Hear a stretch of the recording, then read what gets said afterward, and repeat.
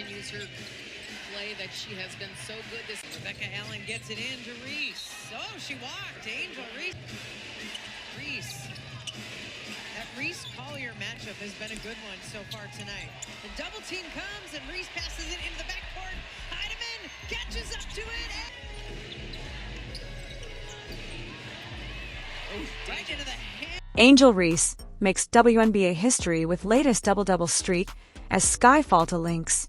Angel Reese is on a double-double streak once again. The Chicago Sky Star recorded her 10th straight double-double on Tuesday night in their 91-68 loss to the Minnesota Lynx. That made her the first player in WNBA history to rack up multiple streaks of at least 10 straight games with a double-double. Reese's current streak dates back to their loss to the Atlanta Dream on June 22nd, when she had 10 points and 19 rebounds. There are actually just 5 games this season in which Reese has fallen shy of that mark. She entered Tuesday's game averaging 14 points and 12.6 rebounds per contest. Reese went on a 15-game double-double streak last year in her rookie campaign with the Sky. She averaged 13.6 points and 13.1 rebounds per game last summer and finished in second in the Rookie of the Year race behind Indiana Fever star Caitlin Clark. The Sky went just 13-27 last season, missed the playoffs and parted ways with head coach Teresa Weatherspoon. Reese dropped 11 points and 11 rebounds in their blowout loss to the Lynx on Tuesday night, which marked their first game back from the All-Star break. She secured her double-double midway through the fourth quarter after driving in and sinking a tough contested layup in the paint. Reese also picked up her 7th technical foul of the season in the loss. If she's assessed another one, she'll face an automatic 1-game suspension from the league. But despite her double-double, the Lynx still rolled to the dominant win. All 5 of their starters finished in double figures, with both Napheesa Collier and Kayla McBride putting up 19 points apiece. They shot nearly 45% from the field as a group and held the Sky to just 12 points in the third period while breaking the game wide open. That pushed the Lynx to 21-4 on the season and a perfect 13-0 at the Target Center in Minneapolis. Camila Cardoso also had a double-double for Chicago with 10 points and 10 rebounds in the loss. Kia Nurse finished with 16 points and 8 rebounds. Those two, along with Reese, were the only players to hit double figures for the Sky. The Sky now sit at 7-16 on the season, which is the 3rd worst record in the league ahead of only the Dallas Wings and Connecticut Sunday Reese, and the Sky will be back in action next on Thursday against the Seattle Storm. I know it's like, I want you to develop, but maybe not against us. No, it's great. I mean, I feel like that's what it is about, like paying it forward, especially helping the younger generation to develop, to get better. That's why we made Unrivaled. And so the fact that she feels like she's getting better is like perfect, because it's exactly what we wanted. I want her to develop her game. I want her to get better and better because she's so talented. And so to have even a small part of that, to feel like that she feels like I'm helping her, I just feel really grateful that I got to be a part of that process at all. Angel Reese about the best piece of advice that she received during All-Star Weekend. Oh my God, I've gotten so much. On and off the court. I think I've talked to a lot of great players about even just how the small things, how they run their organization. And I came back and told the Chicago Sky things that we need to add in, because I think that's important. Being able to have an organization that I'm super transparent with, and I let them know, like, these are the things that we need, especially with this big free agency coming up. Like, I don't complain about shit, but it's a look for the other players. They want to see these things, and they talk about it all weekend. So I told them my feedback and things that we can improve on, and especially going into this new free agency next year. Like, these are important things to these players. They want to see these things. They want transparency. They want to know that they're going to an organization that really cares about them. So I think that was something that was really important for me this weekend, to soak it all up and steal things like I was at Unrivaled, stealing things and taking things back here that we can improve on as well. You had comments on Angel Reese and it went viral. People were saying, oh, you're an Angel Reese hater. They asked me my opinion on player tiers, and my thing is then if you bring something to the argument, bring something else. Can she get to player A or player S or whatever? Yes, she can. Yes. Right now, I don't know if she's alongside those players in Bs, and you're measuring her against players that have been in the league for years. Right. And so I think that I've faced it on the men's side when people attack you for what you look like or who you are. That's usually not coming with a solid argument. And so I'm willing to debate. I love it. Tell me I'm wrong, but bring facts to the table. And so that's the biggest thing. There's no hate on Angel Reese. I love her. She plays for the Chicago Sky. I saw her at my jersey retirement versus LA. So it's nothing like that. But I think it's so interesting in this female space, the need to have to explain some of these things like that you don't see where, we worked with the guys at Turner where they come on and they say stuff that's just so outlandish. I will never attack anybody's character. I will never attack who they are ever.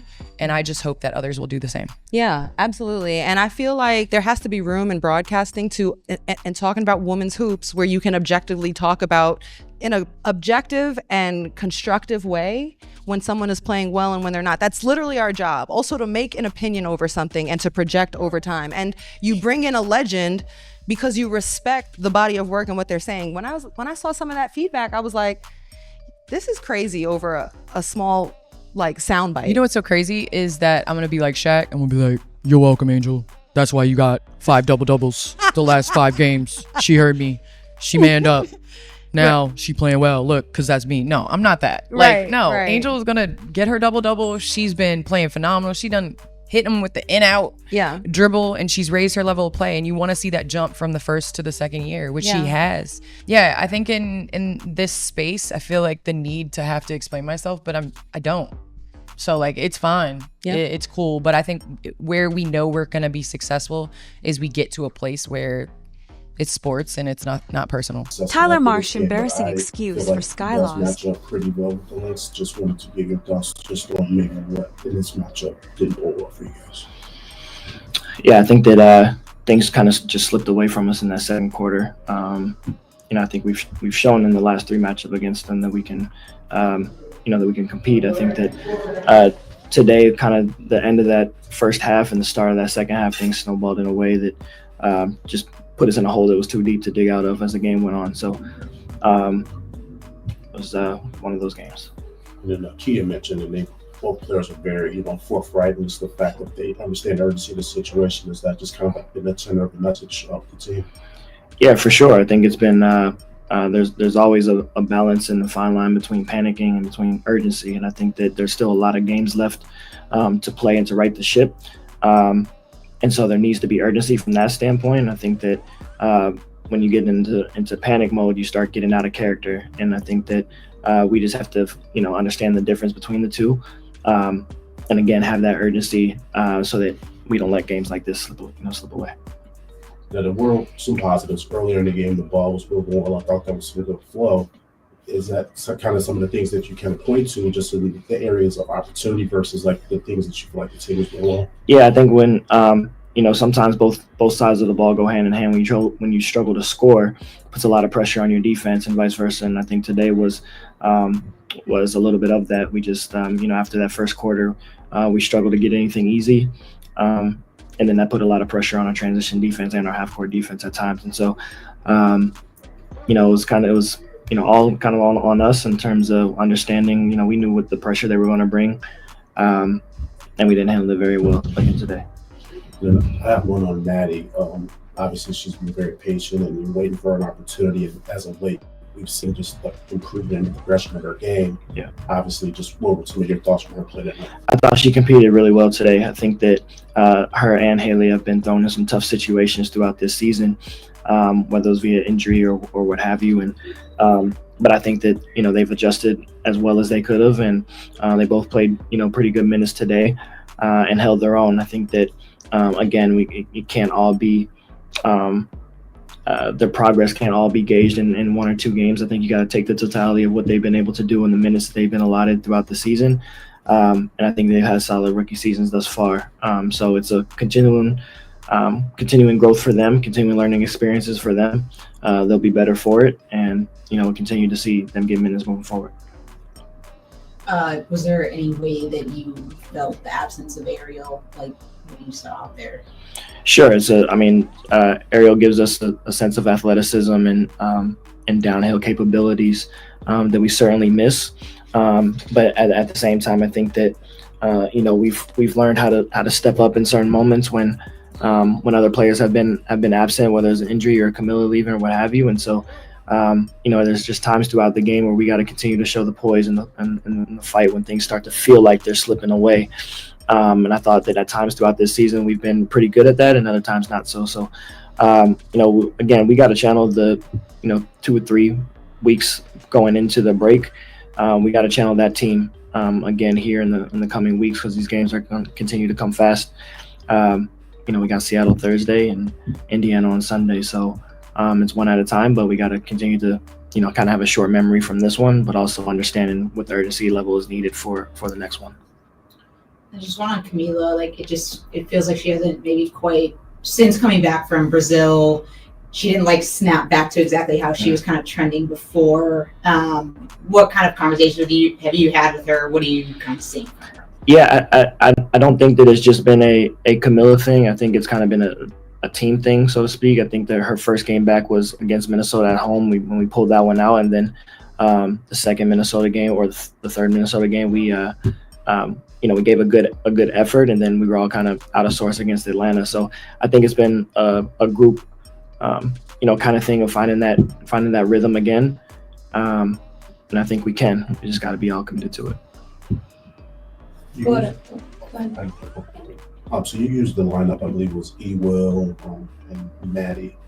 There might have been, I can't remember the third person, but it was a lineup that you used going against the Minnesota, where they kind of went small. Mm-hmm. What did you like about that lineup, just in that moment? Yeah, we used Maddie in a couple of different situations tonight. She was, she played the 4 with E and with Camilla at times, and then she played the 3 at times today, which was her first time in that position in a game scenario. And so some of that is just due to sheer numbers and needing to fill bodies, but we wanted to play big at times tonight, and then kind of match them with size at times as well. But it was trying to find some rhythm and consistency throughout the game, and at times we had it, at times we didn't.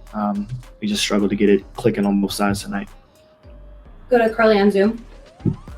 Hey, Coach Marsh, turnovers have been just a theme all season. This is the most turnovers you guys have given up since June 17th, where you gave up 25.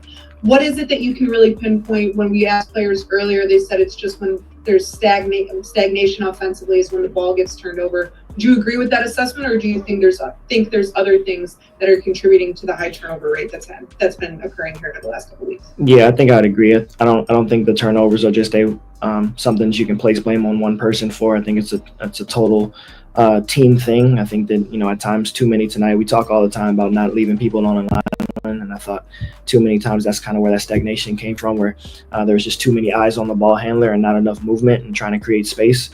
And that led to some late clock situations, and whether it caused us to force up some out of rhythm shots or causes us to turn it over. But and then I think we've been pretty good at that in the last few weeks, and today it wasn't that. And so we just got to be all committed again to helping each other, to being able to create space, whether that's through cutting or screening, and we just got to do a better job of handling the pressure. Thank you. Thank you. Thanks.